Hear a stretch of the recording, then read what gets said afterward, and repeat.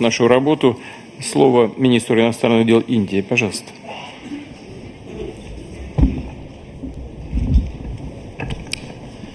Thank you. Your Excellency, President Vladimir Putin, Highnesses, Excellencies, friends.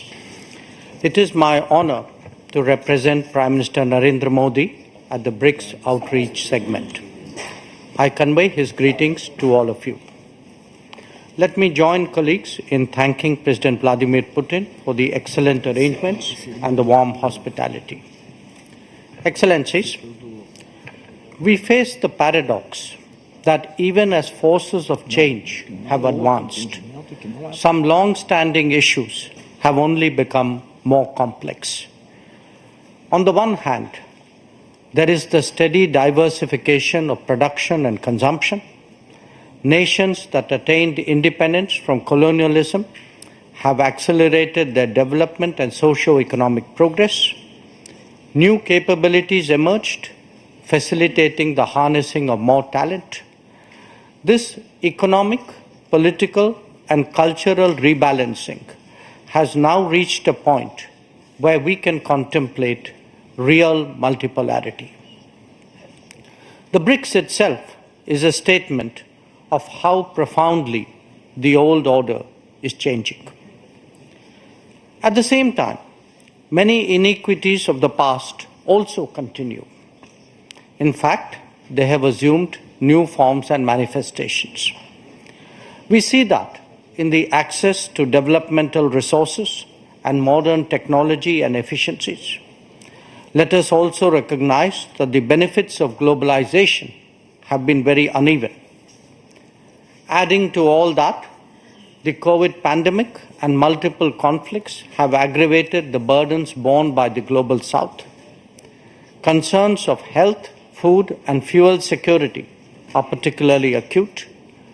The Summit of the Future underlined that the world is in real danger of falling significantly behind in realizing SDG targets. How do we reconcile this contradiction and ensure that the benefits of change reach those who are currently left behind? How do we create a more equitable global order? First, by strengthening and expanding platforms of an independent nature, and by widening the choices in different domains and minimizing undue reliance on those that can be leveraged. This is really where BRICS can make a difference for the global south. Second, by reforming established institutions and mechanisms, especially the UN Security Council in the permanent and the non-permanent categories. So too, the multilateral development banks, whose working procedures are just as outdated as that of the UN.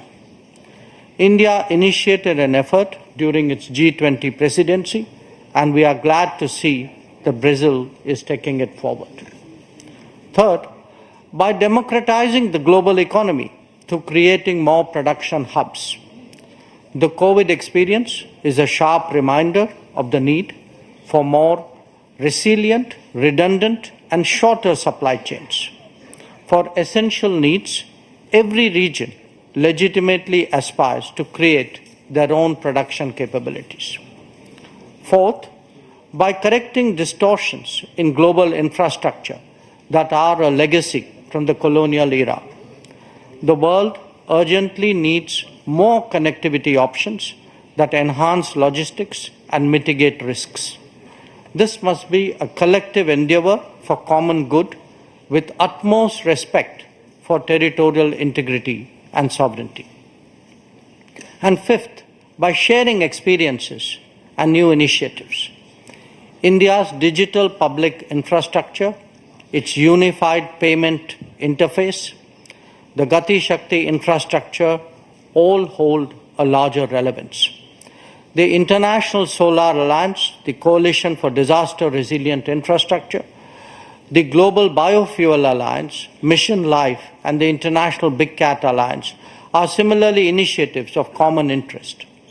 As a first responder, be it for natural calamities, health emergencies, or economic crisis, we seek to do our fair share.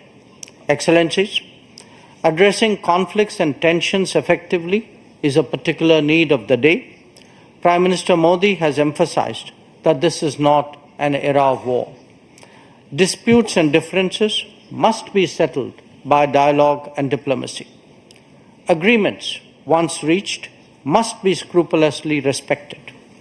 International law should be adhered to without exception, and there should be zero tolerance for terrorism. Excellencies, the situation in the Middle East, West Asia for us, is an understandable concern. There is a widespread anxiety that the conflict would spread further in the region. Maritime trade has also been deeply affected. The human and material consequences of further escalation are truly serious. Any approach has to be fair and durable, leading to a two-state solution. Excellencies, we meet in difficult circumstances. The world must be prepared to think afresh on long-standing challenges. Our gathering is a message that we are indeed prepared to do so. I thank you for your attention. Большое спасибо. Индия демонстрирует уникальные темпы роста, 7,5% ВВП и народонаселение 10 миллионов плюс каждый год. Это, конечно, впечатляет. Вносит серьезный вклад в развитие нашей организации. И я хочу вас поздравить с успехами, которые Индия демонстрирует. Спасибо большое. Пожалуйста, слово зампремьер-министра Объединенных Арабских Эмиратов.